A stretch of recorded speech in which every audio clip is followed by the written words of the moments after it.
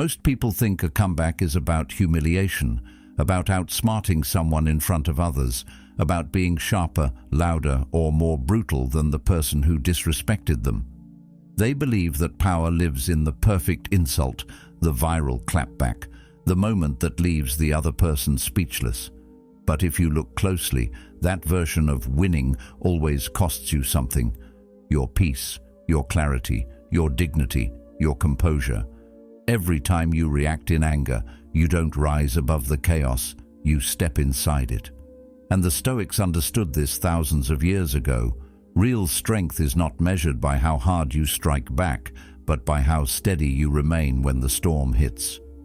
Think about the last time someone tried to provoke you. Your heart raced, your jaw tightened, your mind went loud.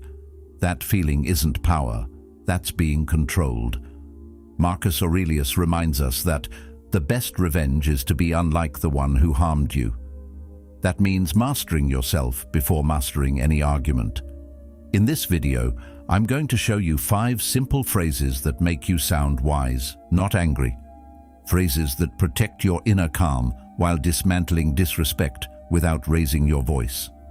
If this message speaks to you, consider subscribing as a quiet commitment to your own growth, a step toward building a steadier mind, a stronger character, and a life guided by Stoic clarity rather than emotional impulse. 1. Are you okay? When someone insults you, it's like a sudden shock. Your emotions flare up, your heart races, and you feel the urge to retaliate. It's easy to want to fire back, to say something sharp that proves you're not going to stand for their disrespect. But here's the thing: every time you react with anger or frustration, you're playing into their hands. You're giving them control over how you feel.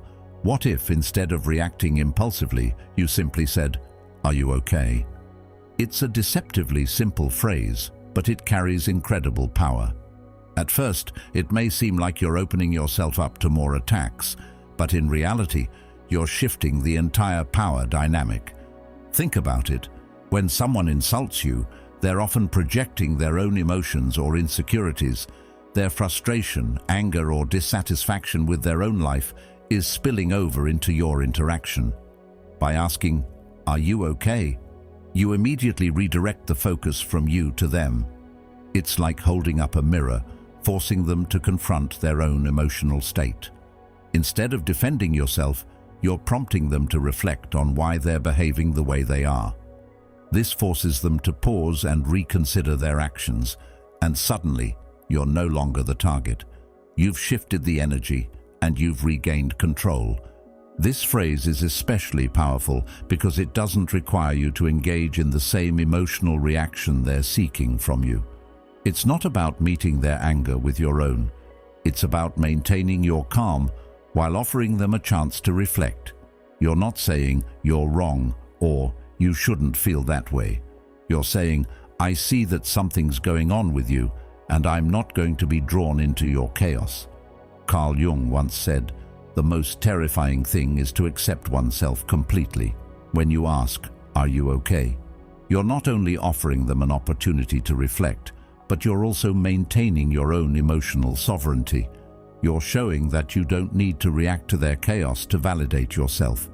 By shifting the focus, you also disarm the situation. People who are looking for a fight often expect an angry response, or at the very least, a defensive one. When you don't give them that, they're left unsure of how to proceed. In many cases, they will either calm down or walk away, unable to provoke you further. It's a subtle form of emotional power that doesn't require confrontation or aggression. Instead, it's a quiet strength that comes from being unaffected by the external noise around you. In fact, your calmness often speaks louder than any words you could say. There's also a sense of wisdom in the phrase, "Are you okay?" because it forces the other person to step outside their own emotional state.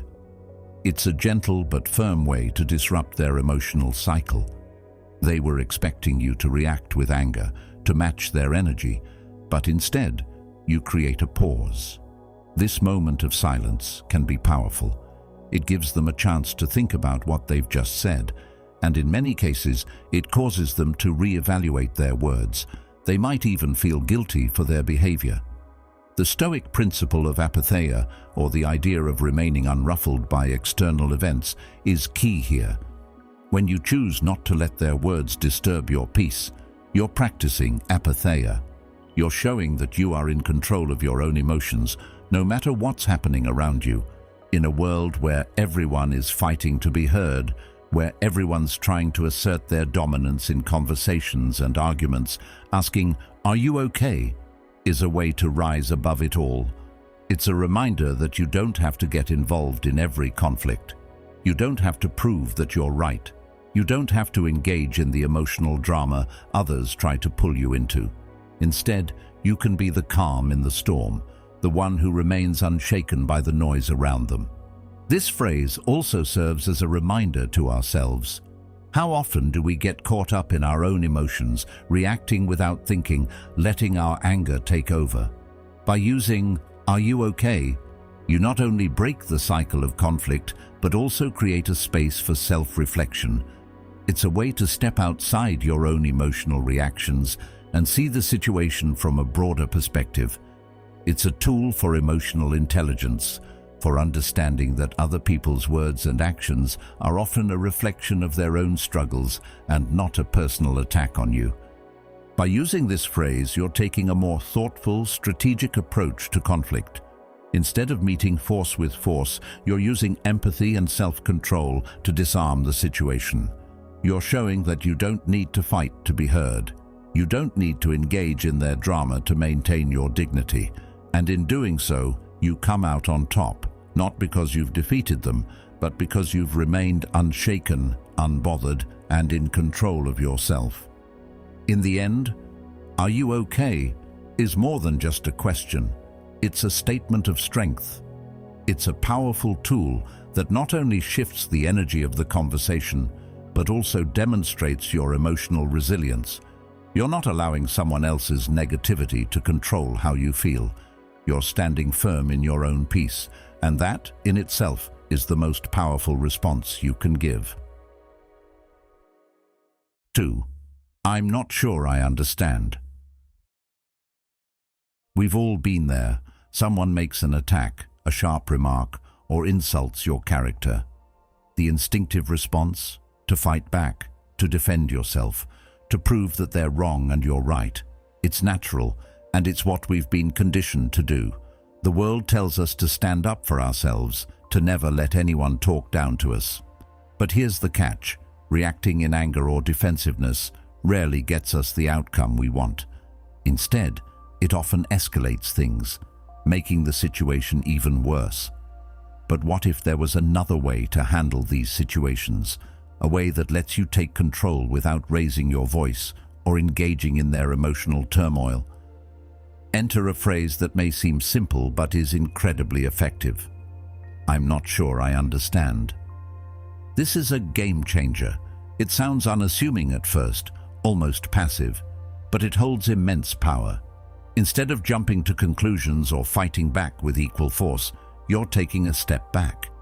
You're not immediately defending yourself or throwing insults back at them. You're giving the situation space, a moment to breathe.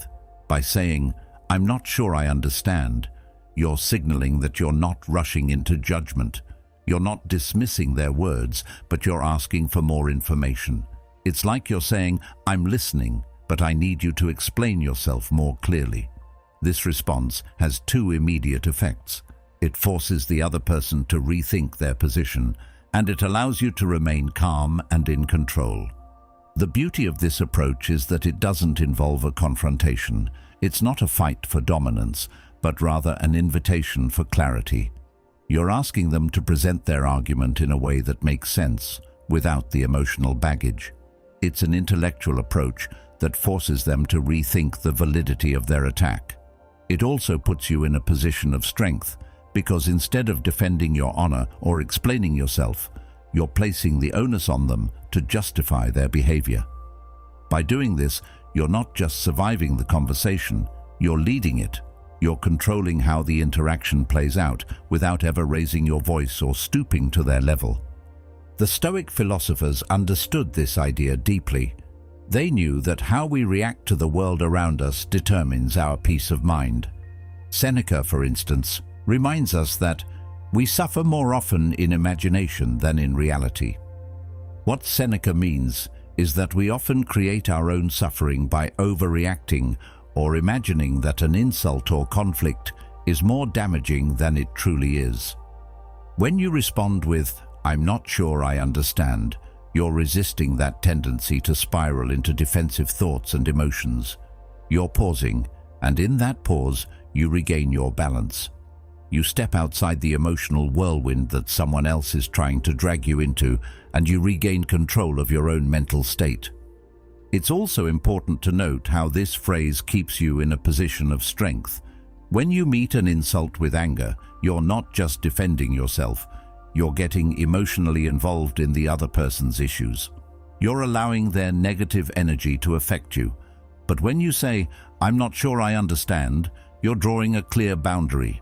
You're saying, "I'm not going to get swept up in your emotional storm. I'm not going to allow your words to dictate how I feel." It's a quiet form of power. You're not engaging in their drama. Instead, you're simply asking for a more coherent argument, one that's free of personal attacks and emotional charge. One of the hidden benefits of saying, "I'm not sure I understand," is that it invites the other person to examine their own words. It forces them to reconsider the tone or the nature of their comment. In many cases, they may even realize that they've overstepped, or that their attack wasn't as well thought out as they initially believed. When this happens, they're left with two choices. They can either acknowledge that their words were unwarranted, or they can double down. But even if they choose the latter, they've already exposed their insecurity, and you remain above the fray. You've elevated the conversation to a level of respect and thoughtfulness that's difficult to undo. Let's take this back to the essence of it all: control. We often think of control as needing to change others, to force them to see things our way, or to make them apologize for their words.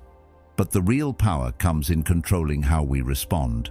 We don't control other people's actions or words, but we always control how we react. And in that space, we can choose to maintain our composure, to ask questions that invite understanding rather than escalation. "I'm not sure I understand" is a tool of emotional control. It keeps you centered and calm, no matter what's being thrown at you. It shows that you don't need to defend your worth because you know your value, and you won't let someone else's negativity shift your emotional state. In the end, this phrase is a reminder that you don't need to engage in every conflict. You don't need to defend yourself in every situation. You can choose peace over being right, understanding over argument. And when you do that, you become untouchable. You become someone who stands above the chaos, someone whose peace is not for sale. The power isn't in the fight, it's in the ability to stay calm, stay centered, and stay in control of your own emotions. That's the real strength, and that's the true win. 3. You're allowed to think that. When someone insults you or disagrees with your point of view, there's a natural urge to defend yourself, to prove them wrong, or to retaliate. We've all been there. Someone throws a jab, and you feel the immediate heat rise. You want to strike back, make your case, and show them that their words don't define you. But what if I told you that there's a much more powerful, effective response that doesn't involve getting defensive? Something as simple as saying, "You're allowed to think that." Now, I know this might seem strange at first, almost like you're letting them off the hook. But trust me, this phrase holds more power than you think. Let's break it down. When someone disagrees with you or insults you, they're often hoping for one thing: a reaction. They want to see you get flustered, angry, or defensive. And the truth is, when you give them that reaction, you're playing right into their hands. They've successfully disrupted your emotional state, and now you're engaging in their drama. But by saying, "You're allowed to think that," you're taking all the power away from their words. You're not agreeing with them. but you're acknowledging that their opinion is theirs. You're telling them that their perspective doesn't have the power to change your own. You're standing firm in your own beliefs without needing them to validate or accept them. And in doing so, you've removed the emotional charge from the situation. Think about it. In a world where everyone is constantly trying to be heard, where it seems like every conversation is a battle to assert dominance or prove who's right, saying, "You're allowed to think that," sets you apart. It shows emotional maturity and control. Instead of rushing to defend yourself, instead of throwing more fuel onto the fire, you take the higher road. You show that you don't need to engage in the conflict. You don't need to fight for your opinion. You respect their right to have their view, but you also know that their opinion doesn't affect your sense of self. You've taken the emotional high ground, and in doing so, you've shown yourself to be untouchable. Carl Jung once said, "I am not what happened to me, I am what I choose to become." This quote speaks to the heart of this phrase. Your identity is not defined by the opinions or judgments of others. When you say, "You're allowed to think that," you're asserting that your worth and your identity are independent of their perspective. It doesn't matter what they think about you, because you know who you are. And by offering them the freedom to think as they wish, you're also offering yourself the freedom to remain emotionally unshaken, no matter what they say or do. This level of emotional sovereignty is powerful. It frees you from the need for constant validation and allows you to maintain your peace, even in the face of criticism. In many ways, this phrase helps us practice emotional detachment. It's not about being cold or indifferent to others' opinions, but rather about recognizing that those opinions don't define you. The Stoics believed in the importance of apatheia, or the absence of emotional disturbance. It wasn't about suppressing emotions. It was about choosing not to be controlled by them. When you allow others the freedom to hold their views, you're practicing this principle. You're letting go of the need to control how others think of you, and in doing so, you preserve your own inner peace. It's easy to get caught up in the need to be right, to feel like we need to justify ourselves whenever someone disagrees with us. But when you say, "You're allowed to think that," you're taking away the need for justification. You're not fighting for validation. You're simply allowing the other person to have their opinion while remaining rooted in your own truth. This shows a level of confidence and maturity that most people don't have. It's the kind of strength that doesn't need to be loud or aggressive. It's quiet, steady, and powerful. And in a world full of noise, this calmness can be one of your greatest strengths. This phrase also encourages us to be more compassionate and understanding. Instead of getting angry or frustrated with someone for their differing opinion, you acknowledge that they have the right to think as they do. It's a way of stepping out of the conflict and viewing the situation with empathy. You don't know what might be going on in their life that's causing them to act the way they do. They might be hurting, frustrated, or insecure, and their words are a reflection of that. By saying, "You're allowed to think that," you're showing them that you don't see their opinion as an attack on your character or worth. You understand that they're entitled to their perspective, even if it's different from yours. This kind of empathy allows you to rise above the situation without getting emotionally entangled in it. In a way, saying, "You're allowed to think that," is an act of grace. You're not trying to change anyone else's mind, and you're not letting their words have any influence on you. Instead, you're demonstrating that your peace is not contingent on anyone else's approval or agreement. It's a reminder that you are in control of your emotional responses, and no one else has the power to dictate how you feel. This is the essence of emotional freedom, letting go of the need to control others and simply allowing them to be as they are, while you remain steadfast in who you are. So the next time someone tries to provoke you, insult you, or challenge your beliefs, try this phrase: "You're allowed to think that." It's not a surrender or a defeat. It's a quiet declaration of your emotional strength and your ability to remain grounded, no matter what. You're not agreeing with them, but you're acknowledging their right to have their perspective. And in doing so, you show the world that you are untouchable, unshaken by insults, unaffected by criticism, and unwavering in your own truth. 4. Did you mean to be that rude, or did it just come out wrong? When you're caught in a heated moment and someone throws an insult your way, the impulse is to strike back. It's a knee-jerk reaction, isn't it? You feel the sting of their words, your chest tightens, and all you want to do is defend yourself, to put them in their place. It's natural, but here's the thing. When you let anger guide your response, you lose. You're letting their words control your emotions, dictate your reactions, and ultimately shape your mood. But what if, instead of immediately retaliating, you paused, took a deep breath and asked, "Did you mean to be that rude, or did it just come out wrong?" Now, I know this might sound a bit strange or even counterintuitive, but trust me, this simple question is a game changer. When you ask this, you're not attacking them. You're not escalating the situation by getting defensive. Instead, you're flipping the script. You're putting them in a double bind. Think about it. If they admit that they were rude on purpose, they're going to look bad in front of everyone around them. They've just openly confessed to being intentionally disrespectful, and that's a tough pill to swallow. On the other hand, if they say it just came out wrong, now they're admitting they messed up, and they have to either apologize or adjust their tone. Either way, you've put them in a position where they can't easily escape without acknowledging that their behavior wasn't right. In both cases, you've called them out on their bad behavior, but you haven't lost your cool. You've stayed composed, thoughtful, and, most importantly, in control. Now, you might be thinking, why should I even give them a chance to explain? They were rude, and they should just own it. That's a valid thought, but here's the beauty of this approach. When you ask this question, you're not just calling them out. You're holding up a mirror. You're forcing them to look at their behavior, and by doing so, you're also showing yourself that you don't need to engage in every conflict.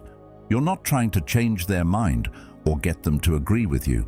Instead, you're simply highlighting that their behavior was not acceptable and giving them a chance to either own it or correct it. This puts you in a position of strength because you're not getting emotionally entangled in the situation. You're handling it with grace, intelligence, and control. In a way, this phrase helps you detach emotionally from the situation. When someone insults you, the natural reaction is to internalize it, to feel hurt, and then to react defensively. But when you ask, "Did you mean to be that rude?" you're distancing yourself from their attack. You're acknowledging that their words don't define you and that their rudeness doesn't need to affect your emotional state.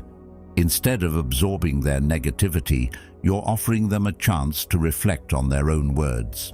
You're holding the space for a more thoughtful, respectful conversation, even if they don't immediately realize it.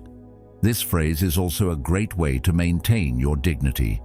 The key here is that you're not lowering yourself to their level. You're not responding with aggression or hostility, which only perpetuates the conflict. Instead, you're elevating the conversation by calling attention to their rudeness while remaining composed. You're showing them that their behavior won't be tolerated, but you're doing it in a way that doesn't involve sinking into the emotional chaos of the situation. In essence, you're standing up for yourself without having to fight. That's true emotional strength. It also ties into the Stoic practice of emotional resilience. The Stoics believed that our emotions should not be controlled by external events. Instead, we should practice controlling our responses, choosing how we react to the world around us. When someone insults you, it's easy to feel anger or hurt. But by asking, "Did you mean to be that rude?" you're choosing to remain calm, to detach from the emotional reaction that their words are trying to provoke. You're asserting that you will not be moved by negativity, and in doing so, you protect your peace. As Epictetus once said, "It's not what happens to you, but how you react to it that matters." This is the core of emotional resilience, choosing how to respond, not being swept away by the emotions of the moment. Finally, asking, "Did you mean to be that rude?" forces the other person to reconsider their behavior. It's a subtle but powerful way of letting them know that their rudeness won't go unnoticed, but also that you're not going to retaliate with the same level of hostility. You're not attacking them, but you're not letting their words slide either. Instead, you're offering them the chance to fix the situation, to either apologize or rethink their approach. And by doing this calmly, without emotion, you not only show them that their rudeness has no effect on you, but you also maintain your own dignity. You walk away from the situation stronger, more composed, and more in control of your own emotional state. In the end, this phrase isn't about winning or losing an argument. It's about preserving your own peace and dignity in the face of rudeness. It's about choosing to stay calm, stay centered, and stay in control. By asking, "Did you mean to be that rude?" you're showing that you won't be controlled by someone else's words. You're calling out their behavior without stooping to their level, and in doing so, you walk away unshaken and untouchable. 5. I'm not the audience for this. We've all experienced it. Someone trying to drag us into their drama, pulling us into a conversation we know will only end in frustration, confusion, or conflict. Whether it's an argument, a snide remark, or a passive-aggressive comment, they want a reaction. They want to see if they can get under your skin, throw you off balance, and get you to react emotionally. It's like a test. How will you respond? Will you let their words control you, or will you rise above it?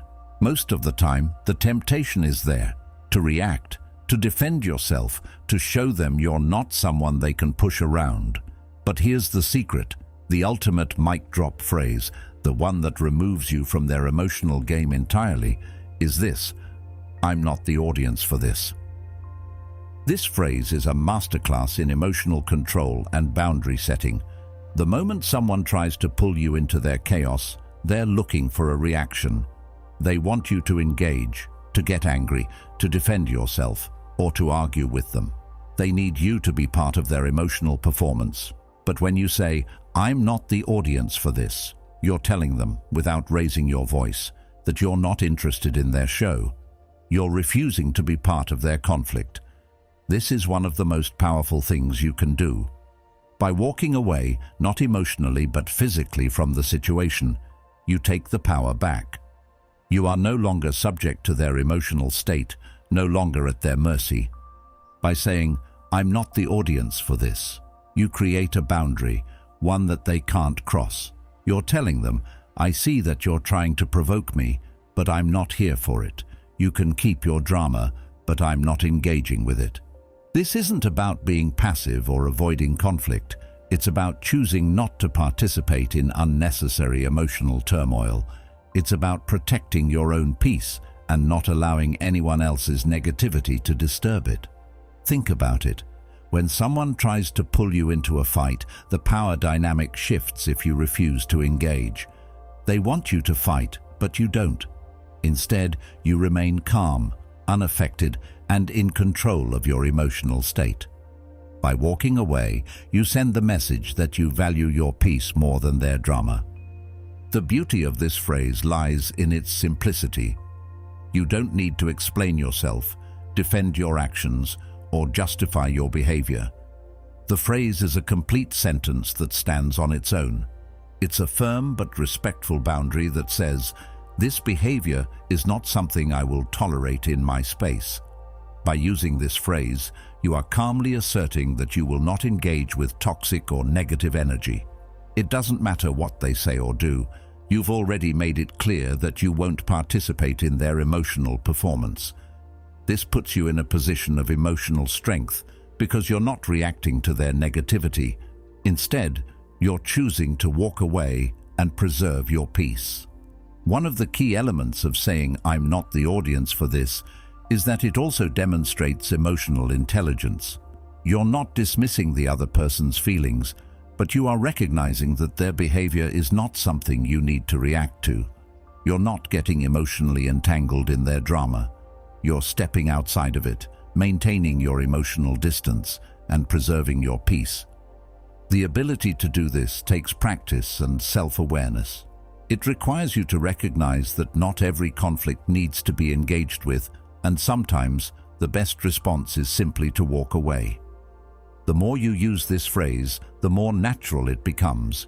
You begin to realize that you don't need to engage in every battle, that not every insult or disagreement is worth your time, and in doing so, you free yourself from the need for validation or the need to always be right. You no longer feel the pressure to defend yourself in every situation. You know your worth, and you know that it doesn't need to be proven in every conversation. The more you walk away from unnecessary drama, the more you reclaim your peace, your energy, and your mental space. You start to realize that the real strength is in your ability to remain calm, to stay centered, and to choose when and where to direct your energy. By refusing to engage in unnecessary drama, you also protect your own mental health. Conflict and negativity are draining, and engaging in them, especially when it's not productive, can leave you emotionally exhausted. But when you say, "I'm not the audience for this," you preserve your emotional energy. You're choosing to conserve your strength for situations that matter, for conversations that are constructive and valuable, rather than wasting it on things that won't help you grow. You're not letting someone else's emotional turmoil become your own. You're not letting them drag you into their mess. Instead, you're walking away unbothered, stronger, and with your emotional energy intact. In the end, "I'm not the audience for this" is more than just a phrase. It's a powerful boundary. It's a way to refuse to engage with negativity, to protect your peace, and to reclaim control over your emotions. When you say it, you're sending a clear message that you won't participate in their chaos, and in doing so, you remain unshaken, unbothered, and ultimately in control of your own life. It's the ultimate power move, and it leaves you walking away from the situation not as a victim, but as someone who has chosen to rise above it.